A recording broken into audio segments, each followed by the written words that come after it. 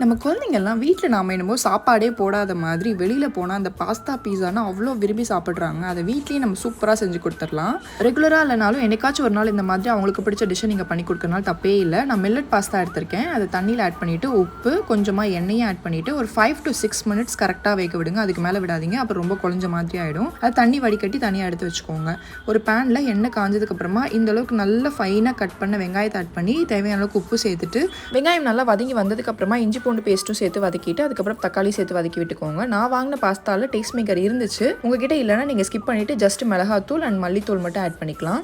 கொஞ்சமாக தண்ணி மட்டும் ஆட் பண்ணி நல்லா பச்சை வாசனை போகிற அளவுக்கு வேக வச்சதுக்கு அப்புறமா டொமேட்டோ கெச்சப் ஆட் பண்ணிக்கோங்க. டொமேட்டோ கெச்சப் உங்களுக்கு எவ்வளோ தூரம் பிடிக்குமோ அவ்வளோ ஆட் பண்ணிக்கலாங்க. அது குவான்டிட்டிலாம் இல்லவே இல்லை. அதுக்கப்புறமா வேக வச்சிருந்த பாஸ்தாவையும் ஆட் பண்ணிவிட்டு பொறுமையாக கிளறி விட்டுருங்க. உங்களுக்கு சீஸ் பிடிக்கும்னா ஃபைனலாக இந்த மாதிரி சீஸை துருவி ஆட் பண்ணிக்கலாம், இல்லை மொசரல்லா சீஸ் கூட ஆட் பண்ணிக்கோங்க. அவ்வளோதாங்க, சூப்பர் டேஸ்டியான பாஸ்தா வீட்டில் ரெடி பண்ணியாச்சு.